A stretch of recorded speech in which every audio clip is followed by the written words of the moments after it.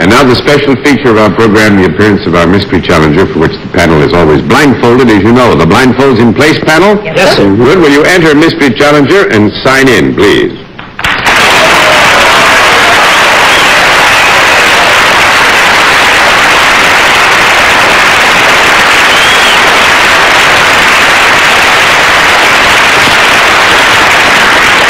All right. Panel, you will remember the different form of questioning, one question at a time, in turn moving clockwise. And we will begin with Arlene Francis. Would your name be found in the theatrical pages of the newspaper? Well, it's a possibility. Mr. Allen, it's a possibility, he said. Are you better known for your work in motion pictures than for your work in television? Yeah, well, you reckon so? Miss Brown? Said I reckon so. Better known in motion pictures than in television. Are you in a motion picture that's going to be opening in New York this coming week? Yeah. Sir? Is it a great, big, spectacular, the picture that you're going to open in? Yeah, you did a little question about it. Miss Francis? Are you Steve McQueen?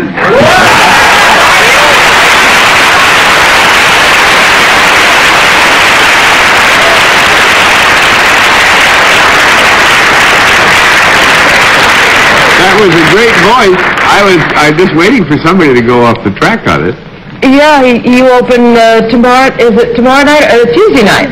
Well, we have the premiere Tuesday night, yeah. Premiere Tuesday night, yeah. The Sandpeppers, The huh? Sandpeppers, Yes.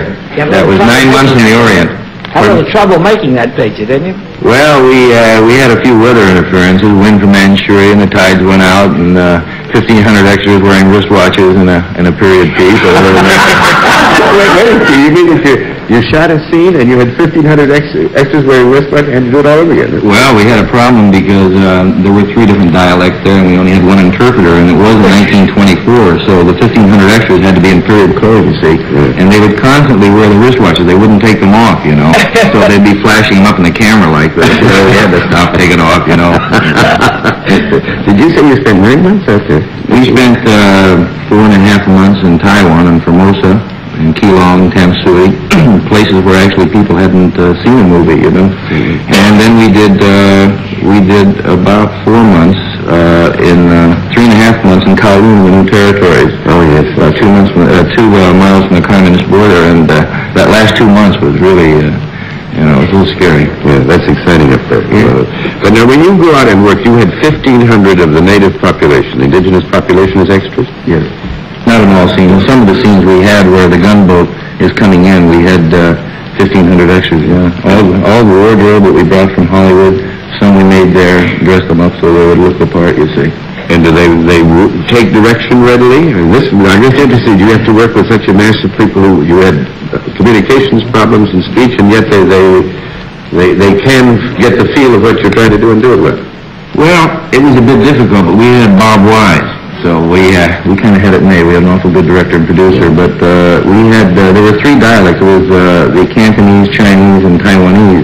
Now, we had one interpreter who perhaps spoke Cantonese, so he would give the orders to the extras, you know, to do this, and the other ones didn't understand, you know. And then we'd be fighting about, well, why don't we have an interpreter? And it would keep going and going and going. That's what well, it's an exciting story, and I'm sure it's made a great movie. Thanks for giving us a Sunday night when you're here in New York. My pleasure. Good to have you with us.